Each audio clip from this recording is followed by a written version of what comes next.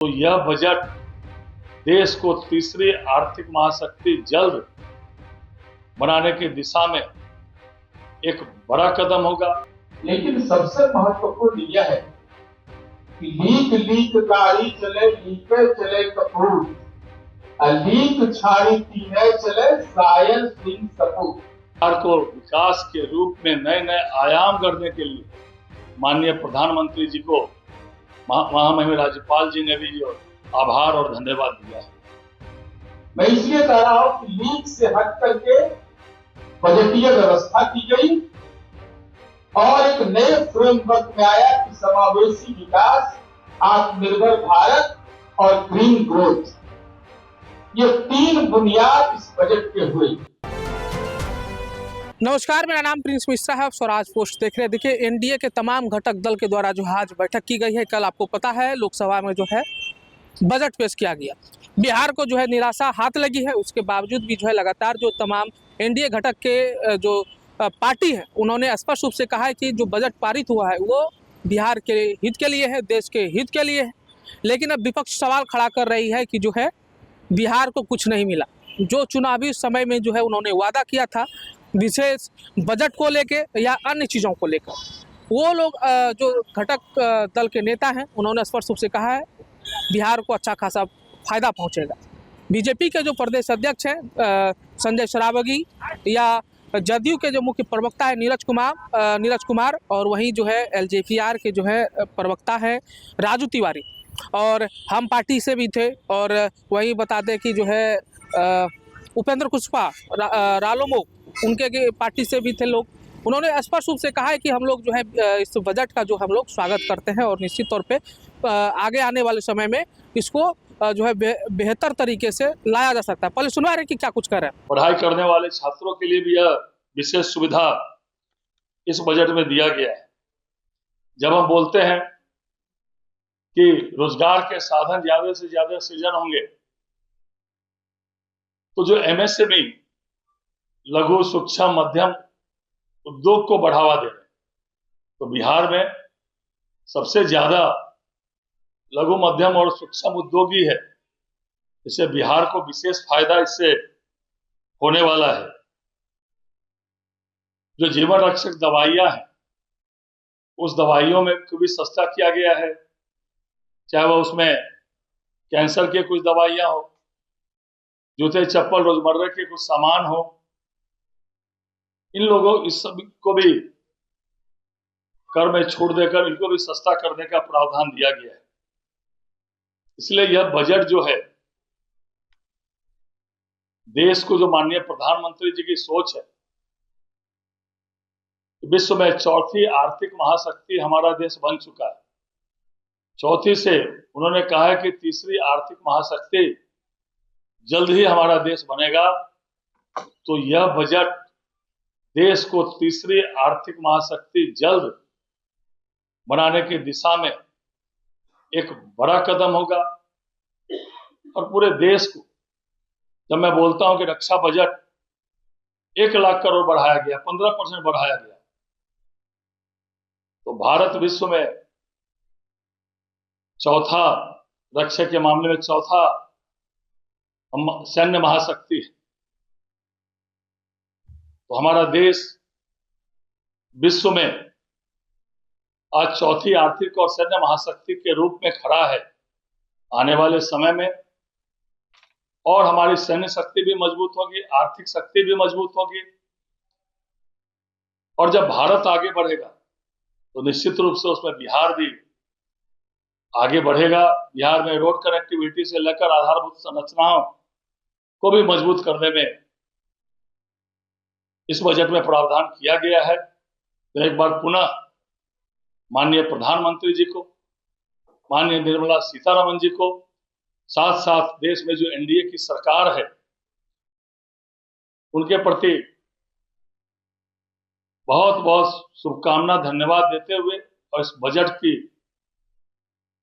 हम लोग भूरी भूरी प्रशंसा भी करते हैं। और आज जब बिहार का ज्वाइंट सेशन चल रहा था, महामहिम राज्यपाल का महोदय का अभिभाषण हो रहा था, तो उन्होंने भी बिहार की तरफ से तीन बार बिहार को आगे बढ़ाने के लिए, बिहार को विकास के रूप में नए नए आयाम करने के लिए माननीय प्रधानमंत्री जी को महामहिम राज्यपाल जी ने भी जो आभार और धन्यवाद दिया है।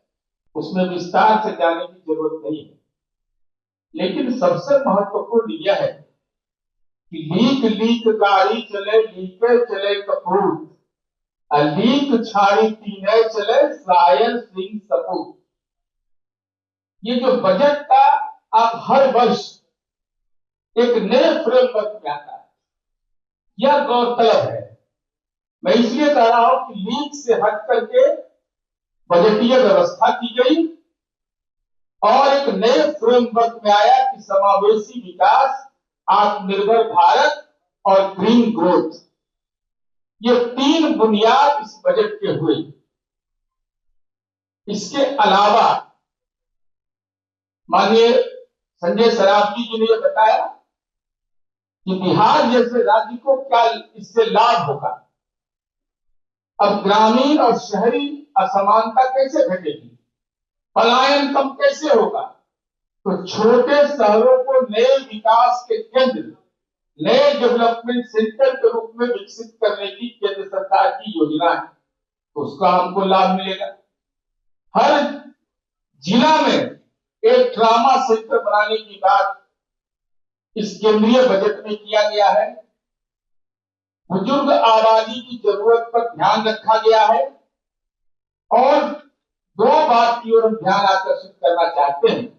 आदरणीय प्रधानमंत्री नरेंद्र भाई मोदी जी, माननीय निर्मला सीतारमण जी के प्रति हम आभार व्यक्त करते हैं कि जब बजट का जो स्वरूप बन रहा था, तो आप देखिएगा कि वाटरवेज बंगाल से सूरत, तो भौगोलिक क्षेत्र बिहार को भी उसका लाभ मिलेगा।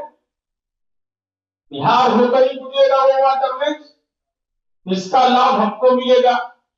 अभी सिल्लीगुड़ी वाली चर्चा उन्होंने किया कि जो विकास होगा उसका, और इसके साथ साथ जो सबसे महत्वपूर्ण हमारी समझ से बिहार के लिए लाभकारी होना है कि टूरिज्म के सेक्टर में अब बिहार आगे बढ़ रहा है। अब मेडिकल टूरिज्म को भी इंक्लूड कर दिया गया। तो मेडिकल टूरिज्म अगर इंक्लूड होगा तो पड़ोस का देश, पड़ोस के राज्य, इन तमाम लोगों को फायदा होगा।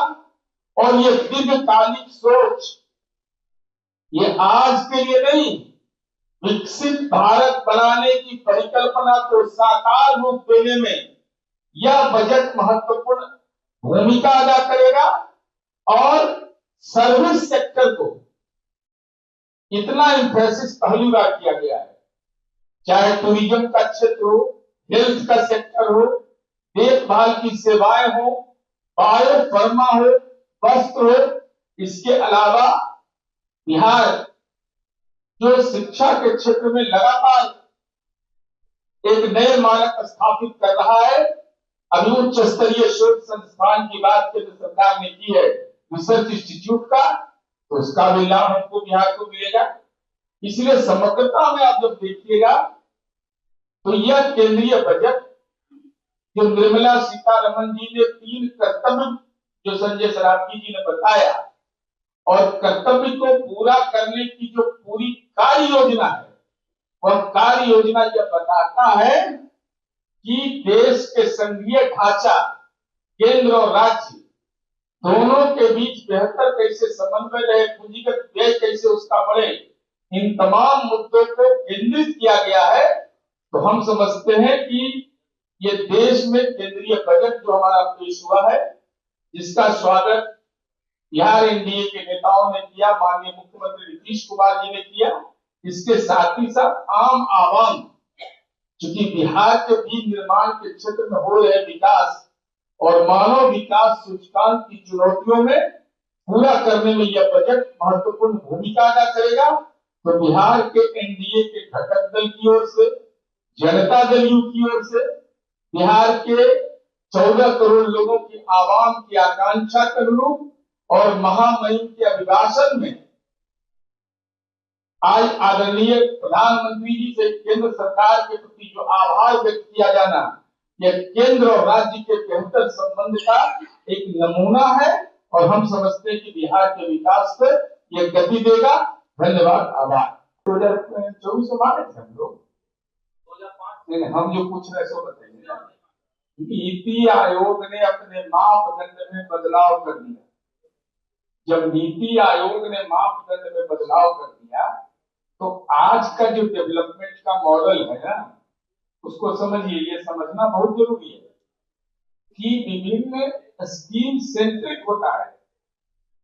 तो आप मान लीजिए हम मेडिकल कॉलेज खोल रहे हैं तो केवल राज्य सरकार अपने संसाधन से खोल रही है। एग्रीकल्चर कॉलेज खोल रहे हैं, IIT खोल रहे हैं, तो विशेष राज्य का दर्जा अब पूरे देश के अंदर में इसके मानक में बदलाव हो गया। तो बिहार देश से अलग है। ये तो बीमार लोग जो है, जो राजनीति में बीमार लोग है, वो सब बोलता है। यहाँ तो बिहार को बीमारी राज्य से निकाल दिया। चलिए, बहुत बहुत धन्यवाद। तो आपने सुना किस तरीके से जो है उन्होंने स्पष्ट रूप से कहा है कि बजट जो है देश हित के लिए है, बिहार के हित के लिए है। वही नीरज कुमार से ये सवाल किया गया कि आप लोग लगातार जो है बिहार को विशेष राज्य दर्जा दिलाने की बात करते थे, लेकिन अब क्या हुआ? ना तो बिहार को कुछ विशेष पैकेज मिला या अन्य चीज़ों को लेकर जो है उसमें कुछ की गई। नीरज कुमार कहते हुए नजर आए कि 2005 से हम लोगों ने कब कहा है कि जो है हमें विशेष राज्य की दर्जा दी जाए। नीति आयोग के जो रिपोर्ट है या कह लें विशेष राज्य की दर्जा की जो बात है, उसके नियमों में कुछ बदलाव किए गए थे। उसके बाद से हम लोग जो है लगातार कह रहे हैं कि बिहार को विशेष राज्य की दर्जा नहीं मिल सकता है, क्योंकि उसके मानकों में जो है बिहार खरा नहीं उतरता है। ऐसे में आप लोगों को क्या लग रहा है, कमेंट बॉक्स में जरूर बताइएगा। बने रहिएगा स्वराज पोस्ट पर। तब तक के लिए बहुत बहुत शुक्रिया।